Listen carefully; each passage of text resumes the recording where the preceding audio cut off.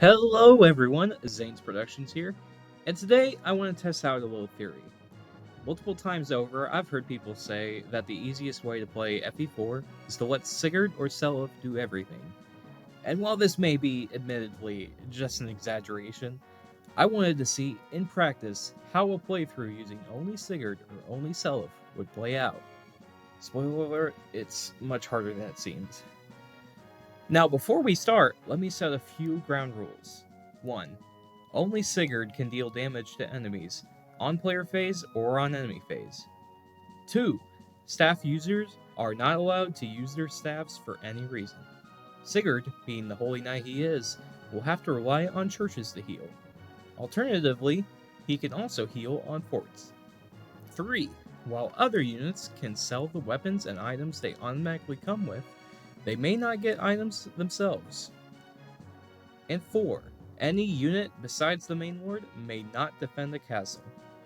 Without further ado, let's see how Sigurd handles going solo in the prologue.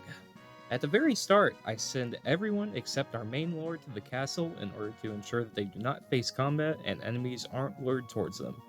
We want Sigurd to get all the attention here, though do keep the luring enemies thing in mind for later.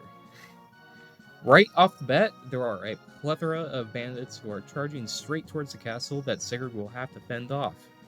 If any enemy reaches the castle, it's game over, and we will have to restart.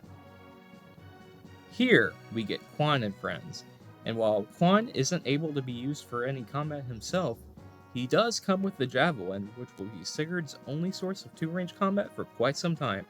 As such, we will have Quan sell it.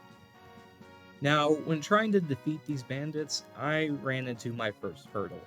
Certain bandits would approach the castle from a different path, forcing Sigurd to break from the ideal strategy of just following the road and reaching the enemy castle as quickly as possible. It seemed he would have to stray from the road in order to stop these units. Or so I thought, but again, we'll get to that later. Another important milestone was making sure Sigurd was able to reach this village in time, in order to procure the Speed Rain. The Speed Rain is very necessary for allowing Sigurd to dodge attacks more often, and due to him having limited options for healing, this is definitely a huge boon. I barely make it to the village in order to obtain the rain, and start to notice something peculiar. Certain enemies I thought would be programmed to head straight for the castle were, instead, following Sigurd. Also, when pillagers burnt down villages, they would stay put if there were no more villages to go to. It's then that I realized that with most of these bandits, I don't actually have to fight them. I just have to head straight for the castles I need to seize as quickly as possible to lure them away from ever seizing the home castle. Knowing this, I successfully seized Youngby Castle, recruiting Midir in the process, who I have to quickly get out of harm's way. And this is where I run into my first huge problem. I buy the Javelin and repair my sword, and am completely broke. I attempt to heal Sigurd at the church base, but realize that in order for Sigurd to be healed by the church, he must first have the necessary funds to heal himself. With there being no way to heal Sigurd without going back to the castle I just conquered, and risking my home castle potentially being seized, I am forced to reset and try again. This time, I am much quicker at getting to Youngby, knowing that the enemy AI in this chapter is designed to prioritize fighting your units, as opposed to seizing your home base. This time, I still have funds left over in order to heal Sigurd back to full health at the church.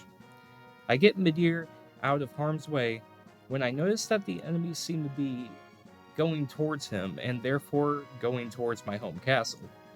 At this point, I didn't have a way to stop them without slowing down my gameplay to a crawl, so I just hoped and prayed that the AI would stop following Midir once he entered the castle. Arvis arrives and berates us for a one-man strategy, and then gives us a silver sword. What a kind man. He definitely won't betray us in the future, right? From this point, it's mostly smooth sailing. Once Midir enters the castle, the enemies ignore it, meaning there won't be any need to reset. There is one bandit who makes a beeline for the home base, but with the pace that Sigurd is going, he won't be able to make it in time, meaning we're safe to seize the final castle and finish the prologue. Overall, this was slightly stressful, but with Sigurd being the absolute tank that he is, it was definitely not anything too bad. Let's see if we have the same luck in Chapter 1. Tune in next time to find out. Have a good one, and until next time, bye-bye.